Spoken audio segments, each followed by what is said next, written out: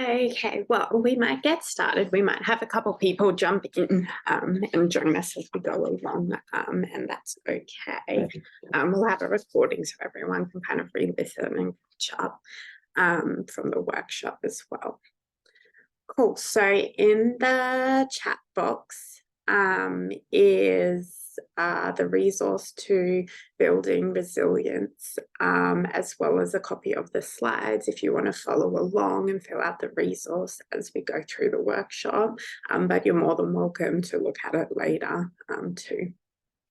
Throughout the workshop, if you guys have any questions, comments, reflections, feel free to jump in.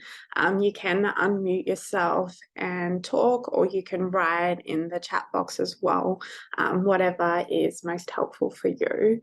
We do have Emma here as well, who's one of our managers at Thoughtful Movement, so she'll be here to answer questions, help with any technical issues as well. Cool. So thank you everybody for joining us this morning, and welcome to the workshop. This is the last one that we're running on building resilience. So I'm really glad that you guys have made it today as well. So what we'll do is go through what resilience is, and then we're going to get stuck into talking about how we can become resilient. And the whole focus on the workshop today is about being able to take something away that you can start doing practically in your life to help you build your resilience. This topic is really important to me, and I am super excited about this workshop because I think the world is quite difficult. We all have had our fair share of problems. We see a lot of suffering around us. We go through things ourselves, and that resilience gives us the opportunity to keep moving forward. So I think that it's one of the most important things that there is, and for us to develop in as well. All right, let's get started. So what is resilience? It is the ability to bounce back, recover from adverse experience. So it's that something happens to us, and then we have the skills that we need to recover, to heal, to move forward, that the problem that has happened doesn't define us. And we're going to go a little bit further than just recovering, and we're going to work on how can we actually grow and become better based on difficult things happening to us as well. And this is about, learning new skills from the experience, becoming stronger because we've had to go through difficult things as well. Okay, on the screen, we have two famous people. You're probably more familiar with Angelina Jolie, but we also have at the top here a man whose name is Francis Ngannou, and he is a famous MMA fighter. So I took these people as two examples of what resilience can look like in your life. So I'm going to go through a little bit of each of their stories. So the man at the top, his name is Francis, and he was born in Cameroon. He lived in poverty and had little formal education growing up. His parents divorced when he was 6 years old, and then he was sent to live with his aunt. At age 22, he began boxing. So for him and his family, his dad had not the best reputation with fighting in terms of like fighting on the street. So his family was really reluctant for him to pursue boxing, to become a fighter, to participate in the sport at all. But he did it anyway. So at age 26, he decided that he was going to go to Paris so he could professionally pursue his boxing and fighting career. But when he arrived in Europe, he was jailed for 2 months because he crossed the border illegally. So he spent 2 months in a prison in Spain. After this, he finally reached Paris, but when he got there, he had no money, no friends, no place to live, and was homeless on the streets of Paris. He found his way to a boxing club where he met a coach and trainer who became very understanding of his situation. So when he reflected on his journey of how he became an MMA fighter, he said, when I started, I had nothing, absolutely nothing. I needed everything. But when you start to earn money, you start collecting things. I want this, I want this, I want that. The purpose is not collecting things though. The purpose is that you do something great. Finish the dream you started.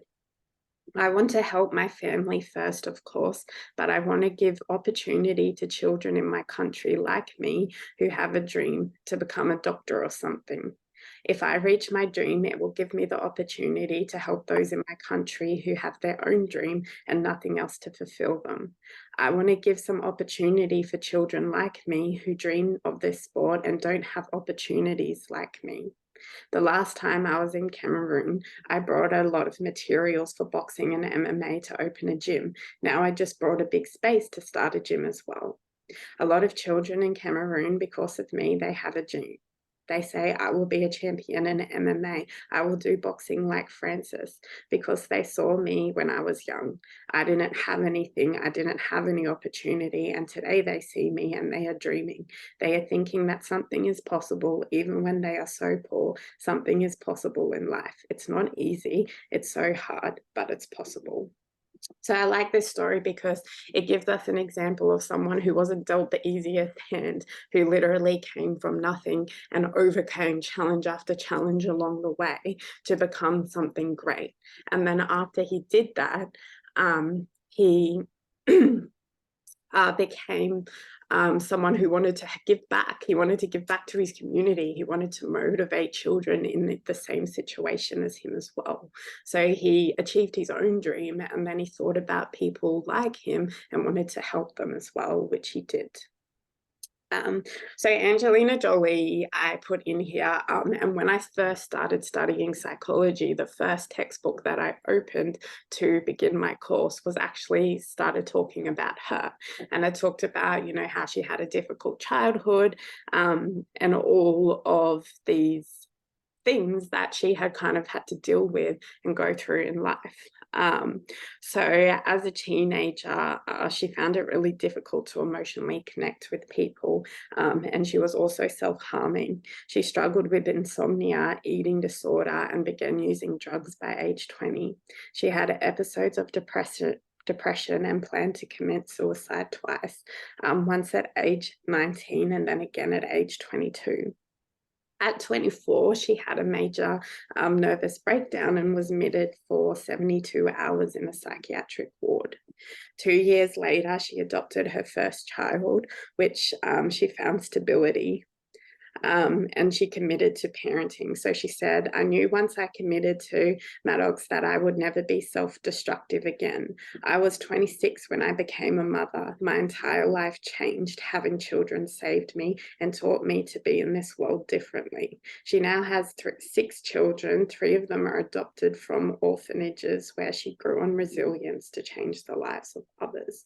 So again, these are people that are successful, that are famous, that, you know, we know for being great, but they've come from really difficult histories and backgrounds and overcome massive challenges to get where they are now. And then they achieved that and they wanted to give back to children, to help others who have experienced similar things like them. So I think this kind of just gives us examples of what resilience can do for us, as well.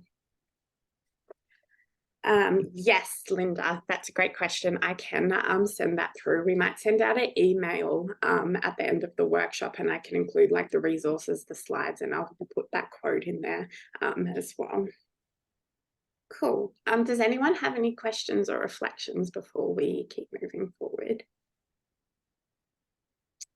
No, cool. So we talked a little bit about what resilience is. So we're bouncing back from adversities, achieving goals despite challenges, growing in a positive way after adversity, trauma, challenges. So the reason that this is so important is because it's not defining us as our problem. We're not allowing anything to hold us back, anything to stop us, anything to ruin us becoming the best version of ourselves. We're not limiting our future success because something that we have been through. We're becoming stronger as we overcome these barriers and challenges. becoming more skilled as well, based on our past experiences. So this gives us the power to believe that, we can be something good, but believing in the good in ourselves, in the world, in other people, and having that faith to keep going, which is going to make the world, society, our community, our family stronger, safer, more connected, and more successful. So when we become resilient, that impact can change our lives, but it can also change the lives of other people and motivate other people, like what we heard about in the stories at the start. So most of this workshop, we're going to focus on how do we become these great resilient people? How do we build these skills? How do we practice this in our everyday life? So what we're going to do is just go through some of these like habits and things that we can learn and do, so that we can be resilient ourselves in our own lives, and maybe share resilience with others, our children, things like that too. The very first thing that I put here is acceptance. And this is really important because sometimes people look strong and resilient, but really what they're doing is avoidance, not acceptance. They're shutting off their emotions.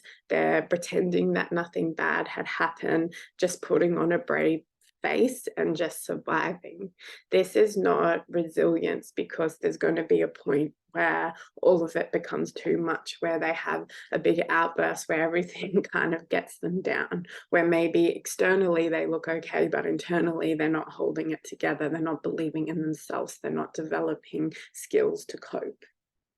So the first thing that we have to do to be resilient is accept that the hard thing did happen, that we have had a difficult upbringing, or we do have these problems in our life, that we are facing our challenges. We have to accept and be aware of what's going on around us, not just block it off, cut everything down, pretend it didn't happen, and avoid everything.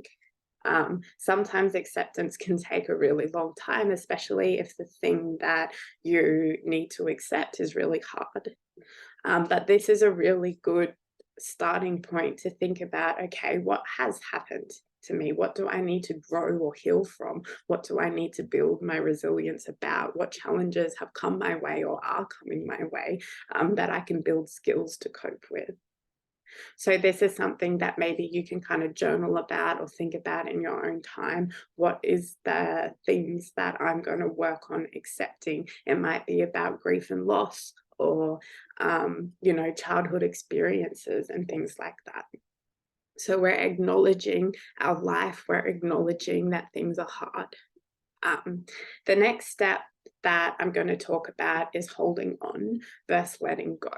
So sometimes when we go through a difficult experience, the way that it leaves us thinking or feeling might be quite negative. So say if someone wronged you or caused harm to you, you might kind of put up walls to protect yourself and feel like, I'm not going to get close to anyone or trust anyone ever again, and that's how I'm going to cope.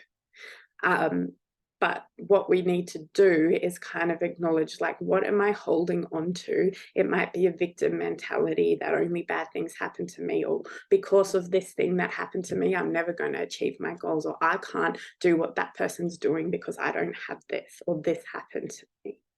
These are the things that we need to start to let go of. We're accepting and acknowledging that something bad did happen, that there is a challenge or something adverse gone on in your life, but we're not holding on to it in a way that's stopping us from moving forward as well. So again, thinking about journaling on what other thoughts or feelings or things that I'm holding on to maybe protect myself that are actually causing more problems that I need to let go of. It might be that you don't feel safe in the world, or that you feel that something that someone said to you is going to stop you from doing better. But it's just really reflecting on, if the thing doesn't serve purpose in your life, if it's holding you back, if it's not letting you move forward and letting you recover and heal or be who you are or do what you want to do or what makes you happy, then it's something that you need to let go of. And continually reminding yourself that if this doesn't serve a higher purpose in my life, then this is something that I have to let go. Reframing negative thoughts. Again, when bad things happen to us, we can have a victim mentality. This is something that I've really had to learn, and that I've helped a lot of other people kind of recover from as well.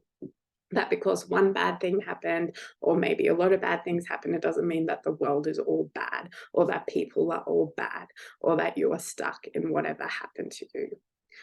So thinking about how can we reframe these negative thoughts? So it might be that I'm never trusting anyone again. Instead, you're going to reframe that thought to I can build trust again, or I can learn to trust other people again, or there is people out there that are worth trusting as well. So you're just kind of accepting what happened, but you really need to look at what did this situation teach you? What kind of thoughts did your brain form around these situations, or what do you learn or feel about this situation? Is that something that's healthy and positive to move you forward? Is it something that's keeping you stuck or blocked with walls up from moving forward?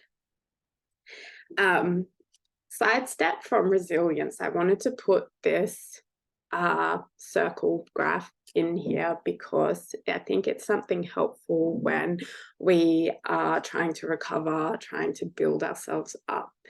So in the middle, the smaller circle is about control, and these things represent the stuff that we can actually have full control of in our life. So that's our actions, what we do, is something that we can control.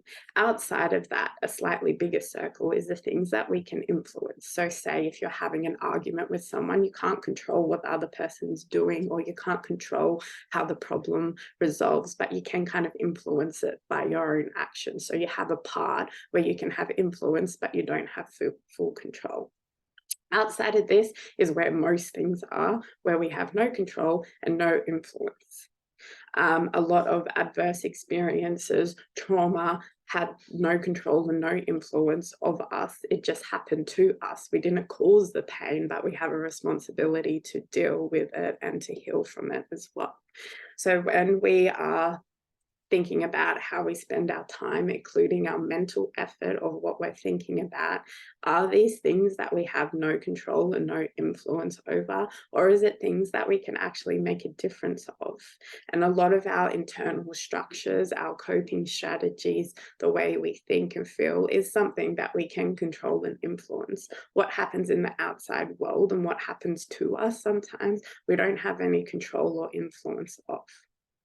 So just kind of think about, is there something that's taking up a lot of your resources, a lot of your mental capacity that you don't have any influence or control over, that it's just happening? And are you better off spending that time on yourself or things that you can control and influence that are going to make your life better as well? Any questions or reflections before we keep moving? I'll keep going. All right, so this next slide is all about healing and relearning and breaking cycles. So this is particularly important if you had a difficult childhood and things like that as well. So healthy healing, again, we're not avoiding, we're not turning to drugs or alcohol or things that distract us or just take the pain away. When we talk about healthy healing, we're facing what happened to us, we're accepting, we're making space for us to feel what we're going to feel, to move through those stages of grief, to be angry, to be sad, but we're doing it in a healthy, loving way to ourselves. Healthy healing might be about starting to exercise or looking at your diet or journaling or having a positive support network around you. It might be about going to therapy and unpacking things. Whatever it is for you, you might be drawing on strengths from your family or your culture. Is that if horrible things have happened to you, if you've lived through trauma and big adverse experiences, you have to take responsibility for how am I going to heal from this? What am I needing right now to start the healing process? The healing process isn't linear. It's going to go up and down. There's going to be moments where you feel like you're recovered, and then something triggers you and it hits you again, and you feel like you're back at the start. But this is normal process that you keep going through, and you learn and you get stronger and you heal as it goes along as well. So it's just taking that responsibility that if you have suffered and have lived trauma, you do need to find a way where you're going to heal. It might be art, music, therapy, whatever it is. You do something that's positive, that's helping you heal properly and healthily.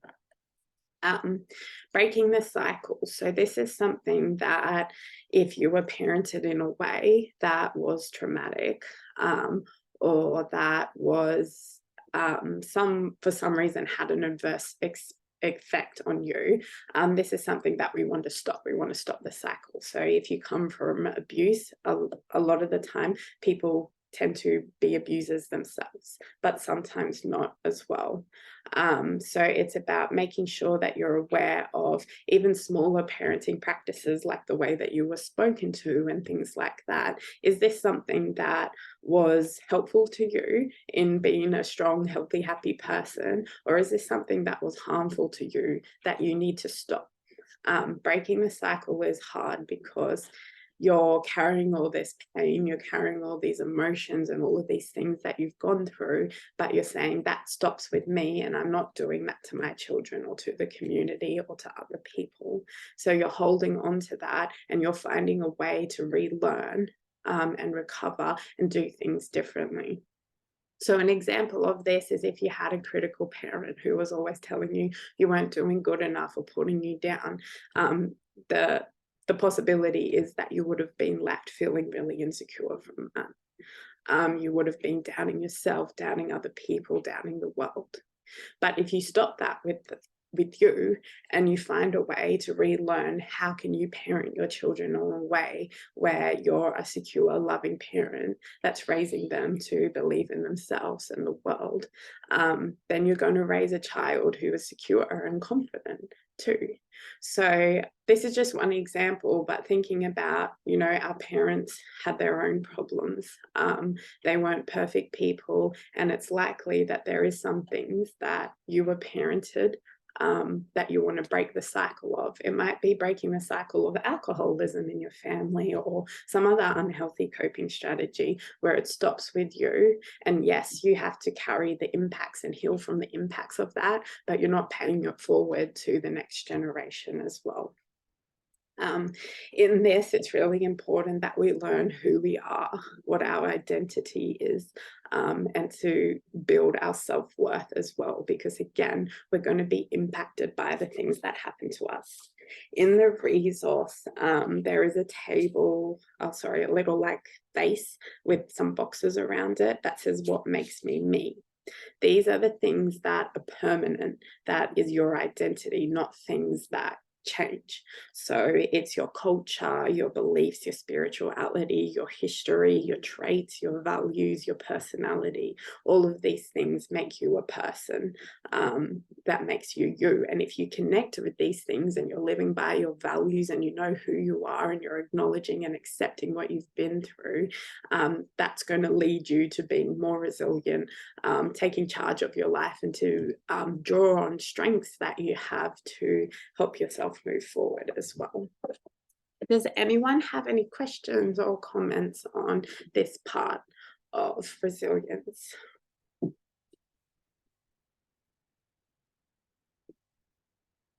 I have a question here about references, books, etc., around parenting for secure, confident children so they can be more resilient. Yes.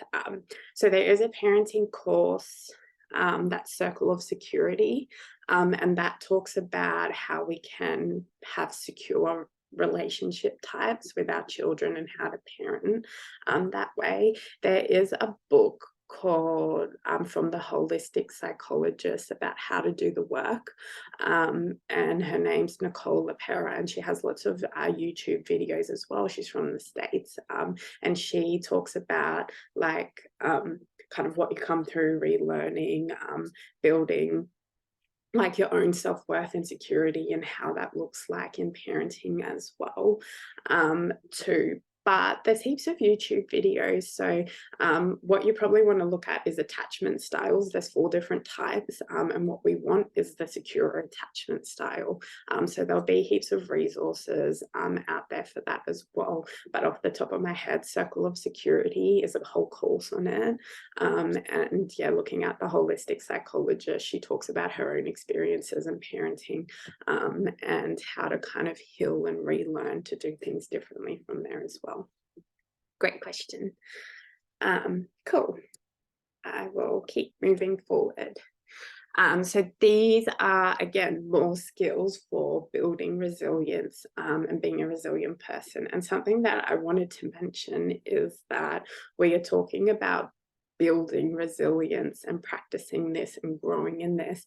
You don't become a resilient person overnight, or someone that is resilient all the time. Not all of us are resilient all the time. Part of this is making space and accepting the fact that you're going to have breakdown at times. You're going to be overwhelmed with emotions. You're going to have negative thoughts. You're going to doubt yourself.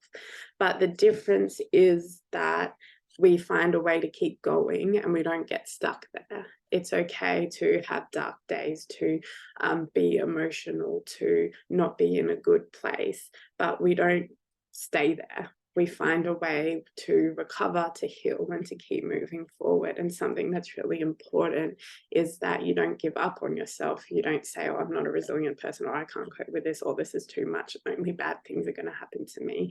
You say that you can cope and find a way to deal with this, find a way to encourage yourself to keep moving forward as well, to be flexible and allow yourself to be a human being, not someone that's untouched by any horrible thing that could happen to them. When you lose someone that you're close to, you're going to miss them, you're going to be sad, you're going to go through stages of anger and all of these things. So don't forget that you're allowed to be human, you're allowed to be emotional, you're allowed to suffer, and that's part of healing as well. Again, it isn't linear, but you help yourself to keep going forward rather than giving up, or rather than staying in a hard place. We need to be open to things changing, to things going wrong. We have to develop this flexibility that, yeah, we might have really hoped for a certain outcome, or we might have had this plan and things didn't turn out the way, maybe through no fault of your own. But then you have to make another plan, or you have to change these things as well.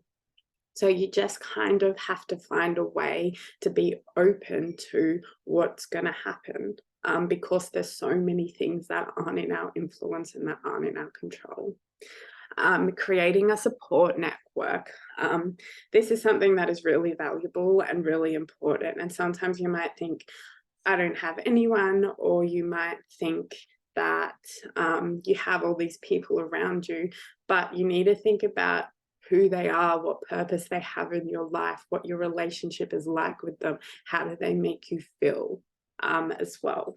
So on the resource, I prompt you to think of or connect with a couple of people.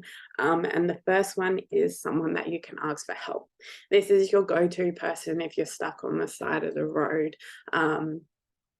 If you need to borrow something, if your power's gone out, it's that person where if you need help, how big or how little, that you call that person and they're willing to help you, they're willing to share their resources to bail you out. We all need that person for when we get stuck, that's going to show up and help us practically, to listen to us, whatever way. The next person that you need to have in your support network is someone that motivates you.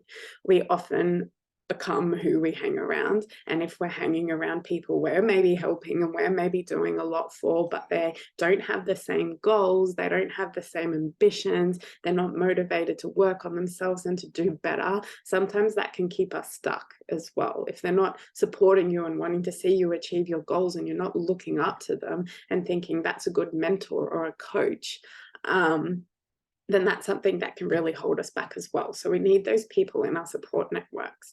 And sometimes they might be a podcast or an author or a famous person or someone you watch their material as well.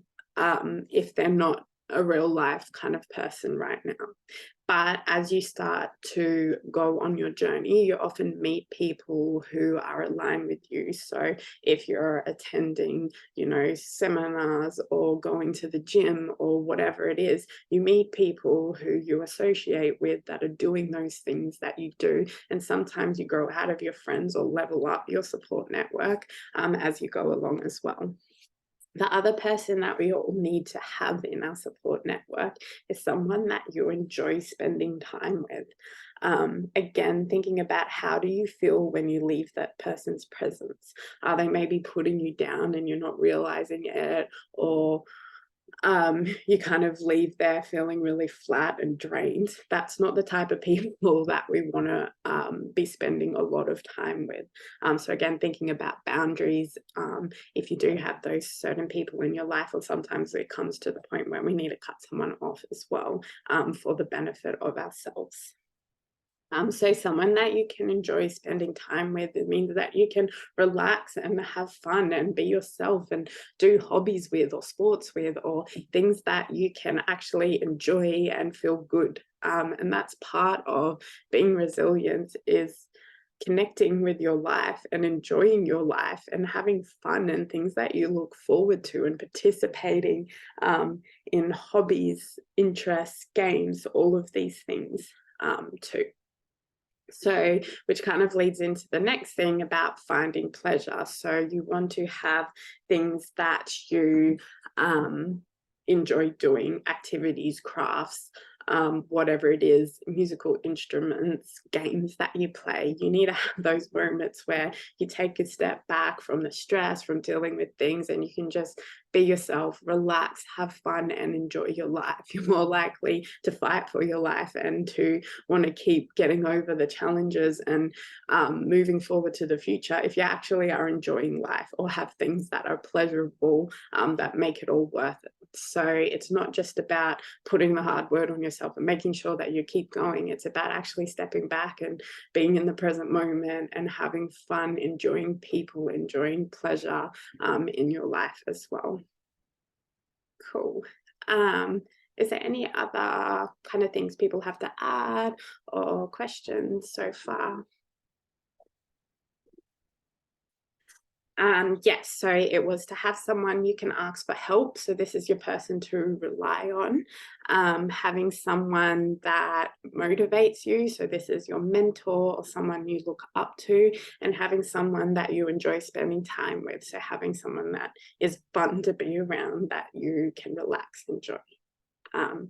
So yeah, thinking about those three people. Sometimes you might have one person that's all of those things, or people that fit into different boxes.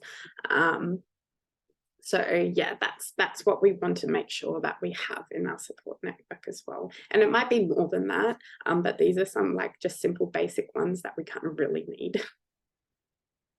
So I will keep going. Cool. So this is about some more strategies that we can kind of practice daily that's going to help us.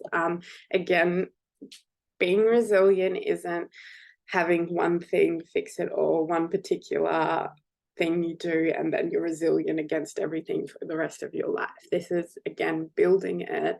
And it's kind of like a puzzle piece, like you have all these little things that come together that help you get through life, because life can be hard. And it might be at different stages and different sorts of problems that you draw on these different skills. So think of that you are developing like a toolbox of, I'm going to be resilient and build my resilience. And there's, in this box, there's all these different strategies and different things that at different points in your life, you're kind of going to draw on and pull out as you go along. So practicing gratitude. This is really simple and easy, but the impact that it can have is quite quick and really refreshing and really beneficial. And it's something that everybody can do, especially our children and things like that as well. So What this does is teaches our brain, especially when we're going through difficult things, we can kind of get this negative mindset and we're looking for all the things that are wrong or that have gone bad. But what this does is kind of teaches your brain to look for things that are right, that you do have, things that you can draw on for comfort or to cope. So maybe daily, just naming 3 things that you are grateful for, or those moments where you feel like you're breaking down, or you feel like you're in the darkness, or you feel really stuck, or you feel really overwhelmed, just asking yourself, like, what am I grateful for? You start to realize that you do have a life outside of the problem. You are a whole person outside of your current problem as well. An example of this might be that you're grateful for your dog or your pet. And so at that time where things are really hard, you might lean on them for comfort or go take them for a walk or spend some time with them as well. That's something you have that you can be grateful for. When you do this regularly, whether you're journaling it or just saying 3 things in your head while you brush your teeth, put it into your routine and you will start to notice all of these things in the life, in world, in your friends, in people, in yourself that you have to be grateful for, and you're looking for them and knowing them and connecting with them more as well.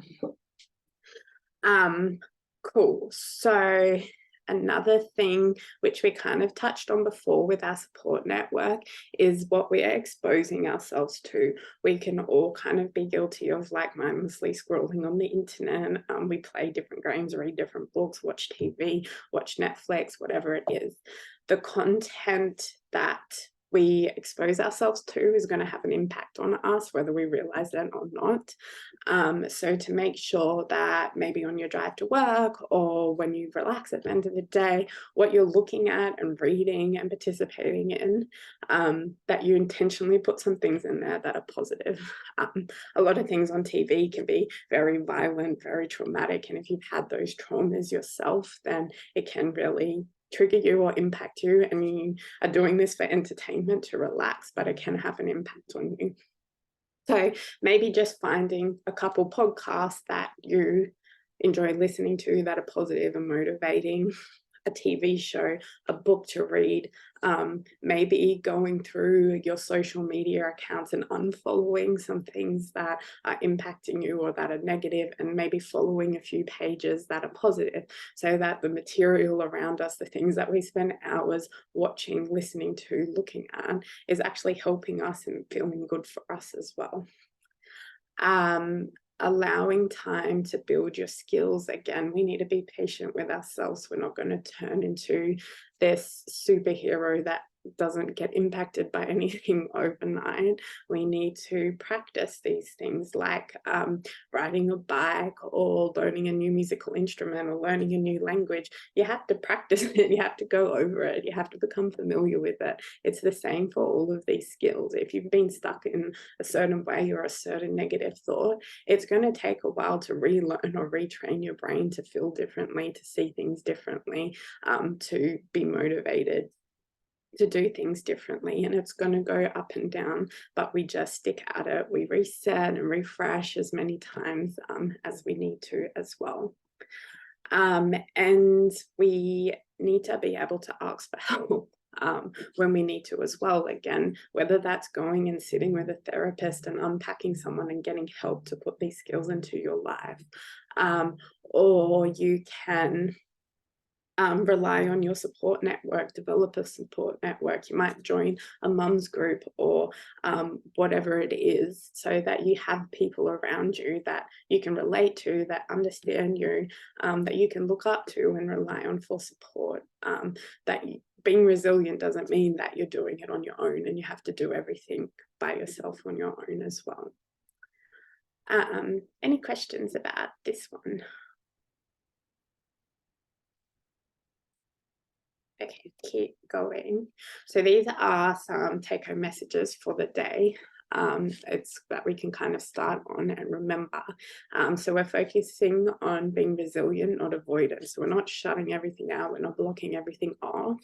We're focusing on building new skills and strategies to cope with what's happening. we're practicing these strategies daily. So these are things that even if you're super busy, you know, I'm a mom, I run a business, all of these responsibilities, they're things that you can do in 20 seconds in your head while you're pouring a cup of coffee or getting your kids breakfast. It's something that you can involve the people in around you, that you can get up 10 minutes earlier to journal before you go on with your day. So these are things that you can do daily, you can practice, and it might not be all of them, but you're building a toolbox where you have these things to go to when you need them, and they're familiar to you because you're using them. Allow yourself time to build skills. Again, it doesn't happen overnight. When big things happen to us, or we've gone through big things, it's going to take a while to recover and keep going from this as well. And connect with support. Not doing it on your own is important as well.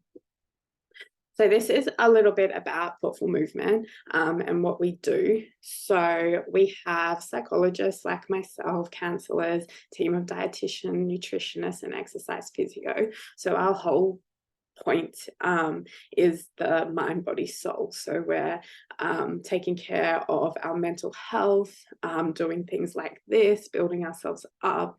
We're being healthy and moving our bodies. So there's a lot of research around like our stomachs and leaky gut and how that impacts our mental health and things like that.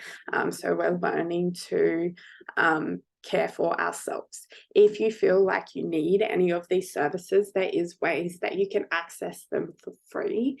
The first is, if you are in Australia, that you can go see your GP, get a mental health care plan or a care plan to see our dietitian or exercise physio. If you have any injuries, illness, stress, you're struggling, you're fatigued, these are all things we can help with. Again, trauma, mental health, even just building on yourself and putting some of these things into practice, doing those one-on-one sessions. Go see your GP, get your care plans for whatever services you want to do. You can come into our office in Brisbane, or you can do online sessions as well. Another way that you can access our services for free is if you are an NDIS participant. You can use your funding to access all of our services as well. Our other program that we have is our EAP, which is employee wellness. So if your workplace is a member with us, then you can come and do your sessions and access us for free. If we aren't your EAP provider, or they don't have an EAP provider, you can mention our company to your bosses or your manager, and we're more than happy to come and meet with them. We are set up to have a lot of benefits to support the managers, the business running, the culture in the workplace, and all these sorts of things. So if you are part of a workplace that you think would benefit from our services, then you can go have a chat with your managers, and we can come out and meet with them and sign them up. Which gives the employees access to our service as well. You can work with us privately if you would like to again, face-to-face or telehealth. Our details are on the screen, so if you do want to access our services, work with us a bit more, then you can get in contact with us. You can send us a message on Facebook, call, email, whatever's best for you. We do have workshops coming up again next month. We have Developing a Strong Mindset, which will be on the 20th of February, 3 o'clock Queensland time, and on the 22nd of Feb at 9:30 a.m. And then the month after, we have our stress management workshop in March, which will run Monday at 11 a.m. On the 18th, and on Wednesday, the 20th of March at 1 p.m. But if you follow us on Facebook or follow us on Eventbrite, you'll get those reminders and notifications so you can register and join us again. Also, if you have a request for a topic for workshops that you want us to cover, then you can send that through to us as well. If you want us to go more in depth with a particular thing or address a topic, you're welcome to do that as well. All of our workshops are getting uploaded to our YouTube channel, so find Thoughtful Movement on YouTube and you can follow along with that too. Emma has placed the workshop links in there if you want to click on that too. Awesome. Well, thank you guys for coming, taking part of it. I hope that you got something out of the workshop today. And I just wanted to check again if anyone had any questions or reflections from the workshop today as well. No, thank you very much. Well done. No worries. Thank you. Thanks for coming. Well, I might turn off